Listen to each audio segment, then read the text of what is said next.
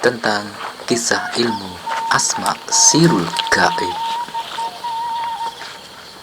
Sebuah keilmuan Asma Sirul Gaib yang sangat langka di zaman modern ini. Legenda kisah tersebut tercuat di dalam cerita berikut. Lihatlah telapak tanganku. Seketika terlihat isi dunia beserta intinya. Cahaya dan gema Asma Sirul Gaib terdengar di majelis tersebut. Begitu agung dan besarnya daya karomah Asma tersebut. Ilmu Asma Sirul Gaib, sebuah ilmu kuno warisan para wali,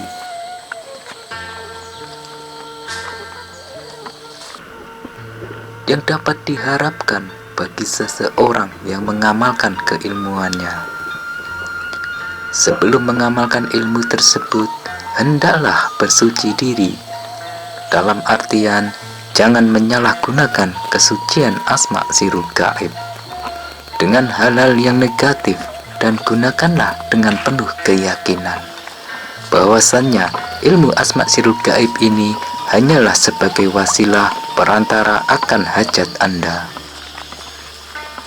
dan diharapkan bisa mawas diri dan berhati-hati dalam menggunakan keilmuan Asma Sirul Gaib, karena besarnya energi di dalamnya bisa membuat celaka penggunanya bila hal itu disalahgunakan.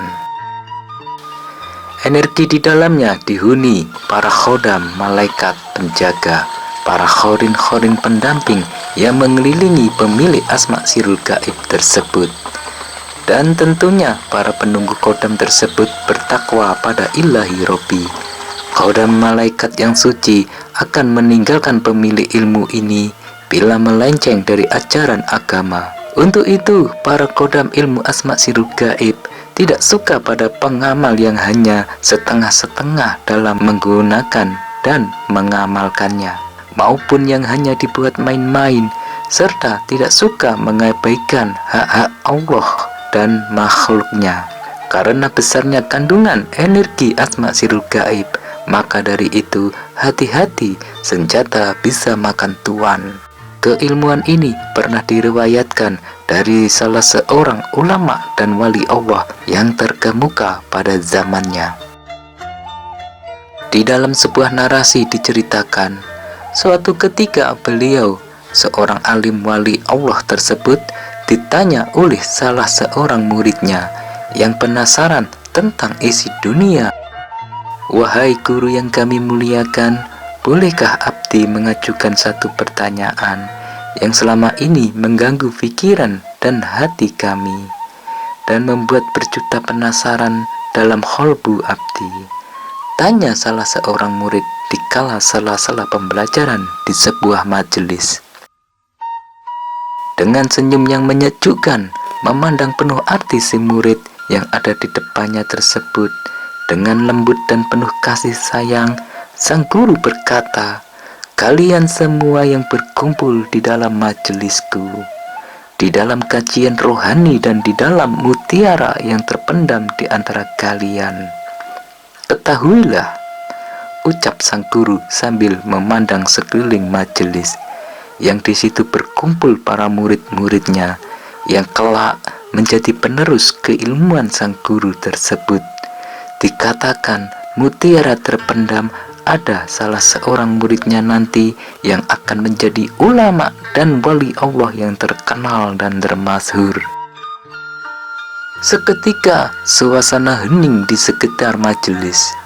Tidak ada yang bersuara di antara para muridnya yang menanti-nanti kelanjutan tausiah dari sang guru. Selanjutnya sang guru melanjutkan tausiahnya. "Lihatlah kedua tanganku ini." Tiba-tiba sang guru melanjutkan tausiahnya sembari menjulurkan telapak tangan kanannya ke arah para muridnya. "Lihatlah baik-baik telapak tangan ini, dan telapak tangan ini sebagai jawaban atas pertanyaan muridku tadi. ucap sang guru dengan penuh bijaksana. Sontak seketika melihat telapak tangan gurunya keluar cahaya yang menakjubkan, membuat silau siapa saja yang memandangnya di kala itu. Terhenyak terpaku bak terjebak di kegelapan malam. Cahaya yang penuh makna, cahaya yang tak bisa digambar dan dilukiskan dalam bentuk apapun. Cahaya yang hanya diketahui para murid yang menyaksikan kala itu. Hingga kini turun-temurun riwayat ini masih terlestarikan. Sebuah gambaran yang sulit dibayangkan, alam semesta membentang beserta isinya. Bak film 3 dimensi, begitu jelasnya isi dunia beserta intinya. Maka para murid yang melihat itu sontak menangis terharu, rasa takut, bersyukur menjadi satu di kala itu, yang membuat para murid semakin tawaduk pada guru dan ilmu yang dipelajarinya. Seketika gemebyar pujian pada ilahi berkumandang di majelis yang penuh berkah ilahi. Sebuah pujian asma sirul gaib dikumandangkan penuh hikmah dan kekusukan, yang di dalam majelis yang sebelumnya hening kini bergetar. Asma sirul gaib bersahutan dari arah sana, arah barat, timur, selatan, dan utara. Sebenarnya kisah ini sangat panjang diceritakan. Kami ambil intinya akan asma sirul gaib tersebut. Semoga para pengamalnya mendapatkan jalan kebenaran, jalan kehidupan yang lebih baik dari sebelumnya mengenai asma sirul gaib. Dan tentunya hal gaib itu memang ada.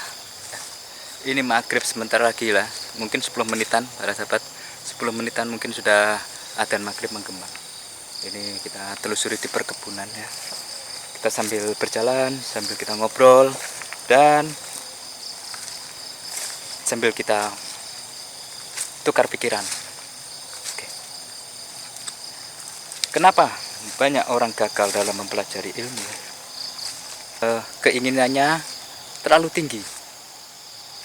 Misal, saya ingin menguasai ilmu A. Nah, saat kita menginginkan ilmu A, bayang-bayangnya terlalu tinggi ya. Membayangkan terlalu banyak keinginan. Kalau aku menguasai ilmu A, maka aku harus bisa ini itu, bisa misalnya bisa memelet orang, bisa melakukan ini itu, bisa pokoknya banyak anu-anu lah ya. Nah, hal inilah salah satu keegoan kita ingin menguasai suatu ilmu, namun ketekatannya kurang. Kenapa bisa dibilang kurang? Keinginannya terlalu mulu-mulu, sobat. Terus tirakatnya atau ritualnya atau menebus istilahnya lelakunya kurang. Tapi banyak teori-teori. Saat mempraktekannya gagal, dia sudah putus asa. Terus gampang emosi, gampang marah karena keilmuan tersebut tidak dikuasai. Membuat kejiwaan kita terganggu atau depresi. Hal ini banyak ya, di sekitar kita sering menemui seperti itu. Maka dari itu, untuk mempelajari suatu keilmuan, kita memang harus benar-benar mempunyai tekad. Mahar pun tidak masuk kategori bila tekad kita kurang. Berapapun mahar yang tinggi pun tanpa tekad itu kurang, sahabat. Maka dari itu, semoga sahabat menjadi mempunyai inspirasi dan mempunyai pedoman dalam mempelajari ilmu. Yang penting jangan banyak halunisasi ya, pelajari saja. Satu syaratnya niat, keikhlasan, ridho lillahi ta'ala.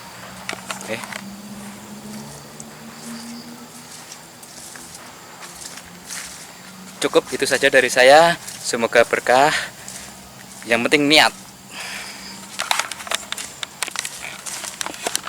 Terima kasih.